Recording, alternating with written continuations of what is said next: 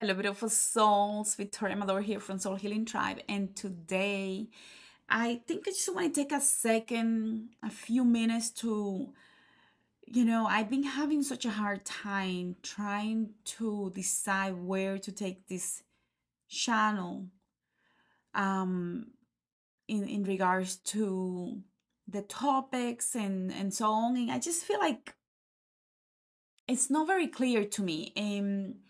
I think it's not very clear because I'm having this internal resistance within me about what I want to share and why does it matter and is this even benefiting anyone? So I think I'm going through that at the moment for a long time now and trying to determine if this is even worth the time. Like, is this really needed? I noticed for the last few months, not that I'm going by the subscribers, but that's a good indication of whether this channel is really something that is needed or no, because I feel like there is so much noise. There is so much noise, and I don't want to add more to the noise. I don't want to just add nonsense. I want to add value. So, and I guess to add value today, what I have to say is really simple. I think I shared a little bit of this before. I was in trance, and in this trance it got to the moment where I'm actually doing some work for myself and I have an experience, and I went through the trance not with anything else but with breath work. I think you all know that I have been doing breath work since before 2019 and or around 2019, can't remember, but something around that time. And breath work for me, I always use it to go into trance. Like, I know some people use breath work to calm down or to do different things, but for me, it's always about going into trance and getting to know myself. Doesn't mean that I want to get out of my body, but I do want to go into an altered state of consciousness where I can span my filter of consciousness so that I can really understand deeper things about me, about things that I'm pound, like I'm actually questioning some things about myself or my ancestors or just things in general. So I will go into a trance, whether it is with breath work or with certain um, methods that I use. And in one of those breath work experiences, I was working on, there was some ancestral healing happening, and I started to tap in. And at one point, I see one of the spirit energies that I work with, Ogunbalenjo. And it was a picture of him. It wasn't his essence, it was a picture of him that came forward, like, one of those pictures that you put on your altar.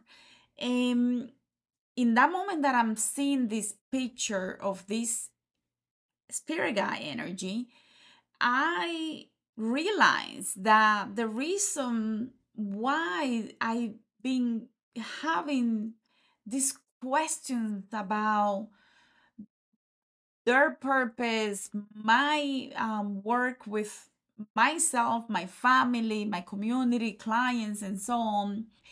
And this energy come forward and helps me understand that the reason why a lot of people are not understanding the purpose of these energies is because they're going outside of themselves. They're going outside of themselves to be rescued.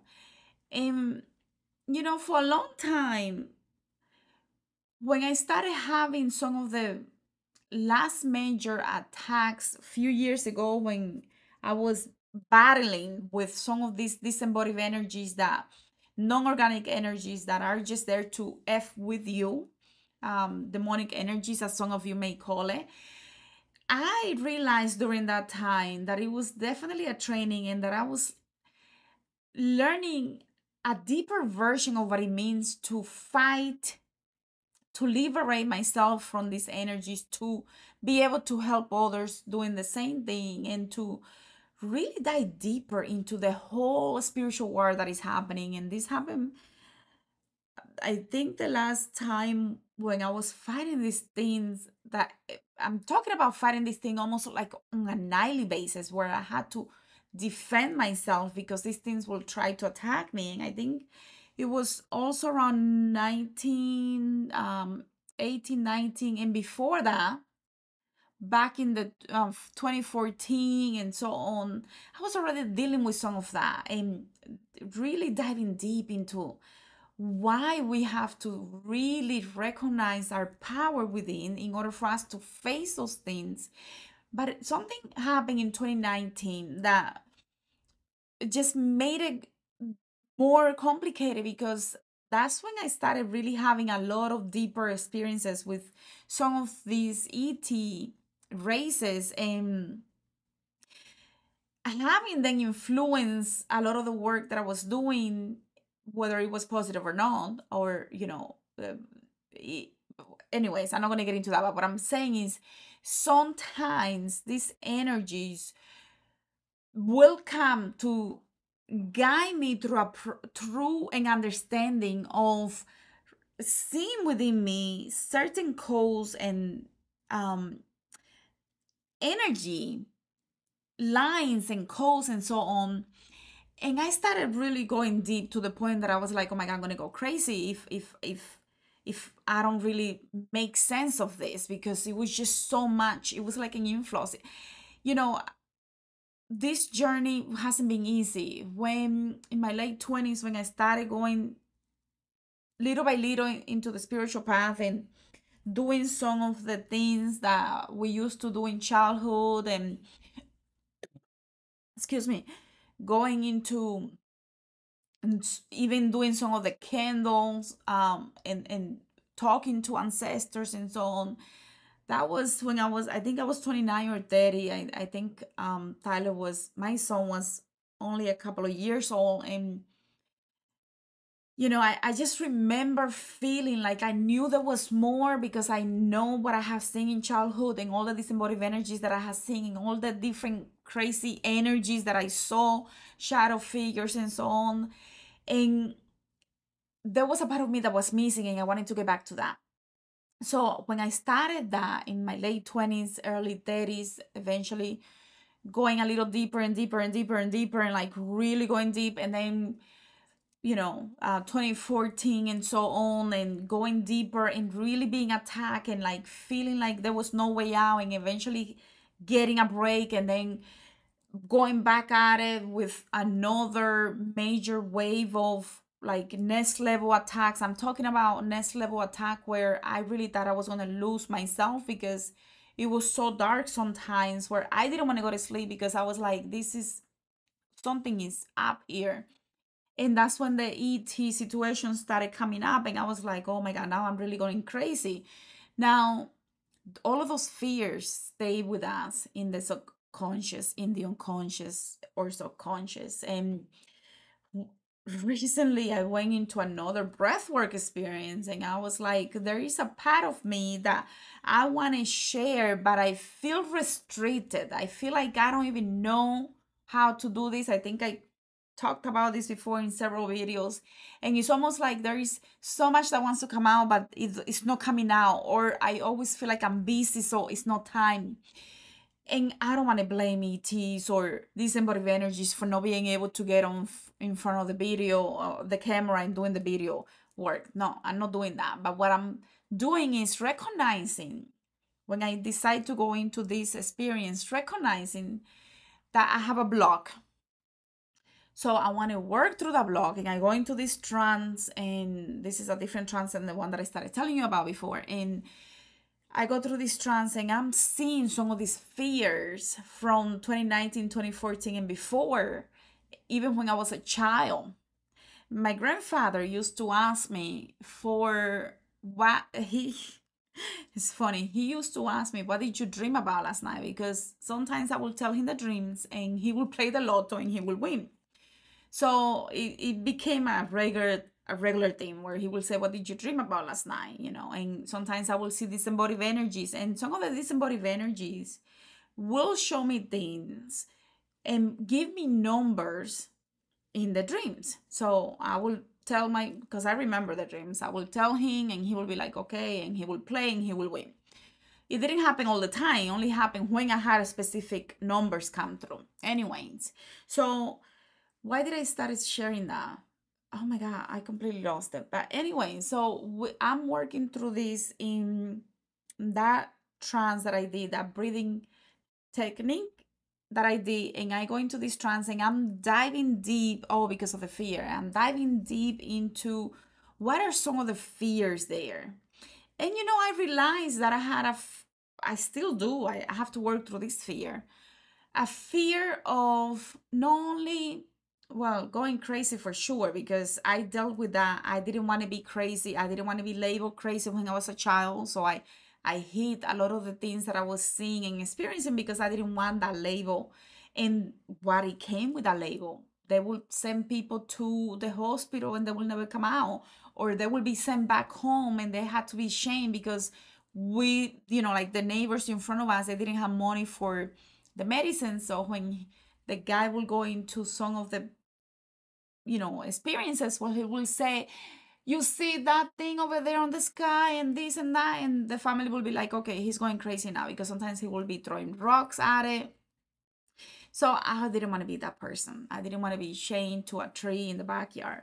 So there was a lot of fear that was hidden in my unconscious, and I just found that at such a deep level that I was blown away. Something that I thought it was just a fear because I didn't want to share actually ended up being extremely significant, because I don't want to be seen as crazy by whoever is listening to me or by potential clients. I have clients that they have told me, they have booked consultations and they have told me, I almost canceled because I saw some of the videos that you do and I got afraid. I thought you were working with black magic, or that maybe you were not really, a serious healing practitioner. And I was like, okay, I get the message.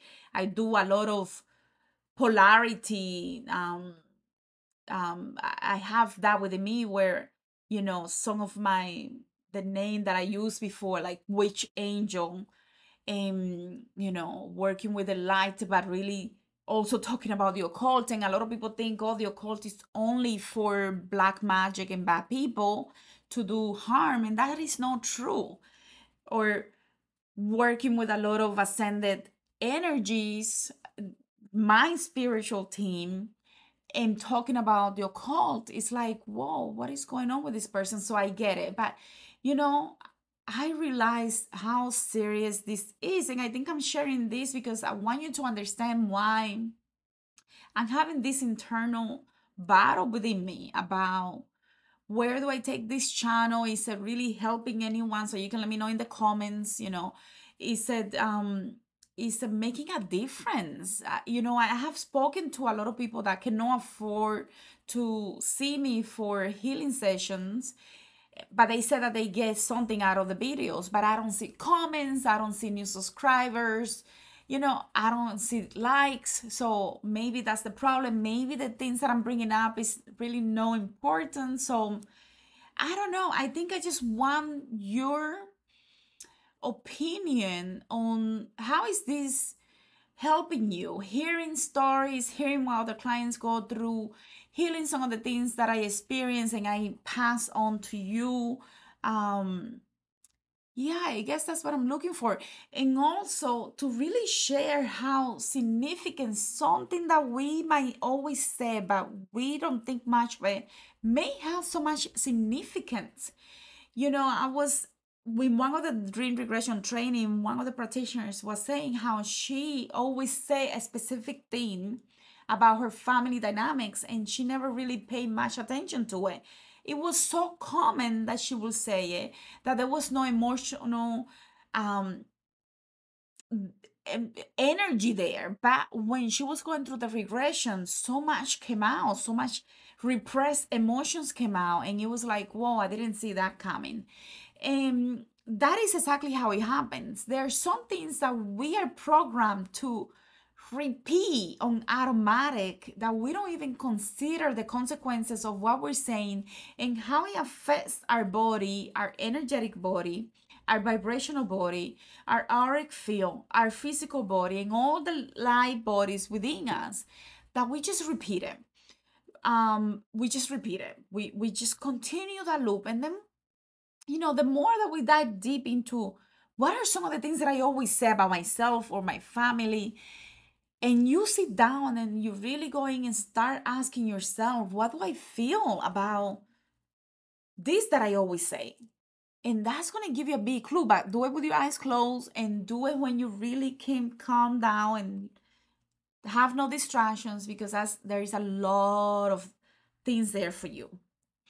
I am also working on a little taste of the dream regression training. And I'm going to put the link here once I have it, because I want you to see, the biggest thing that I want. Like, I was so depressed when I was a child that I didn't know I was depressed. I grew up through my 20s, almost up to my 30s, so depressed that I didn't know there was another way. And then one day, out of nowhere, it hit me. Life shouldn't be this great.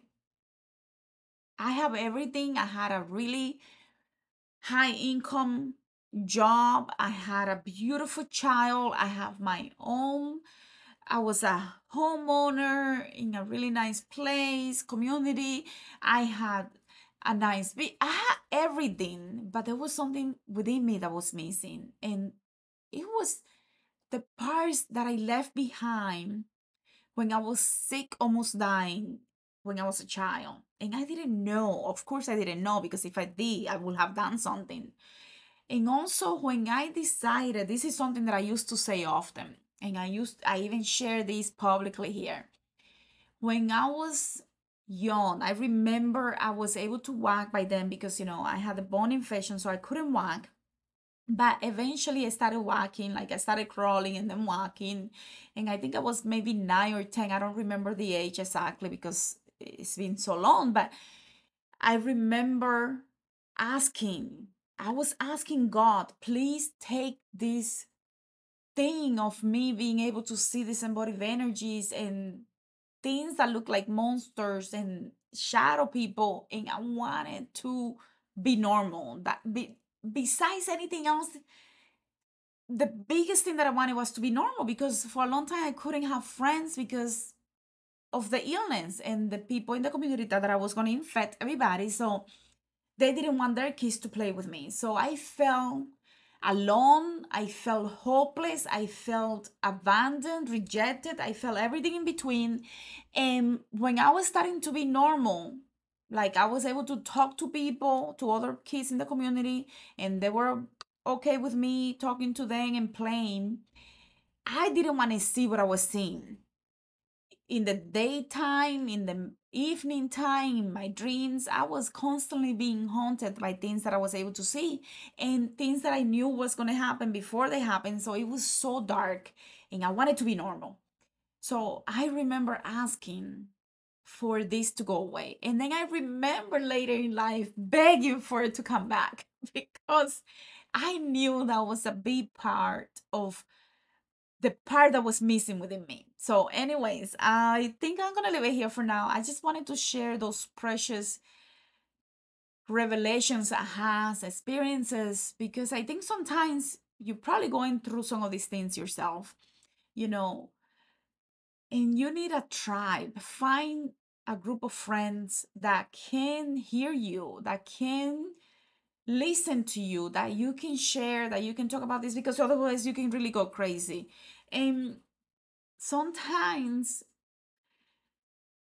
sometimes when we really feel alone, the biggest thing that we can do is talk to ourselves, our inner higher self, so that we can be in alignment, start talking, and let that part of us speak from the heart, so that we can really connect. In the meantime, I'm going to invite you to let me know in the comments, what do you is this helping you? Is there value in these conversations? Are you getting anything out of this? Let me know, so I can figure things out on my end. I think I'm still trying to decipher what that means for me. How do I use my time wisely? I am a true believer that time has to be used wisely. I have a lot of clients, I have a lot of commitments. So I want to make sure, oops, that was weird. So I want to make sure that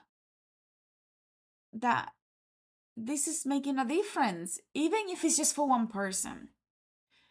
I don't care about reaching millions of people. Honestly, that could be a lot of responsibility, which is why sometimes I don't even try to be extremely out there with some of the things that I know can be very controversial, because I don't want that, all of that. There are other people that are doing such a great job at really saying the things that need to be said. So I don't need to be one of those people, but I want whatever message I have to come across as authentic, to come across as, it's meant for someone that needs to hear this. In my darkest moment, when I was extremely, there were moments when I was like, I just want to go back to wherever I came from, because I just felt like it wasn't here. Those moments where I almost gave up, when I almost felt like there was no way out, and this thing is just so dark, like being here is just so dark, because I wasn't healing a lot of the childhood traumas that I have been carrying for so long. And when I started doing that work, things started shifting. When I started going into really diving deep into my spiritual journey, and then going into psychedelics and doing a lot of that work and holding space for other and helping others, and then eventually going into the therapeutic environment and really helping people take responsibility for their situations. Because I, at a deep level, when I was going through the spiritual trainings and initiations and so on, I felt like something was off.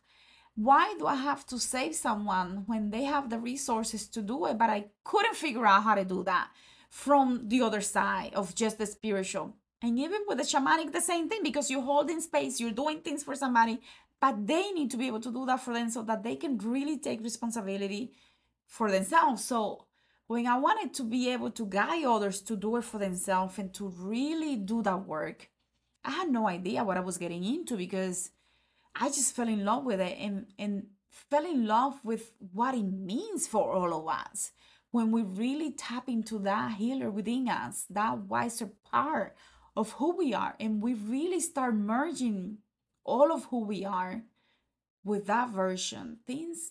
Life is different. It's almost like completely different planet, completely different reality, because my traumas are no longer holding me back into the darkness.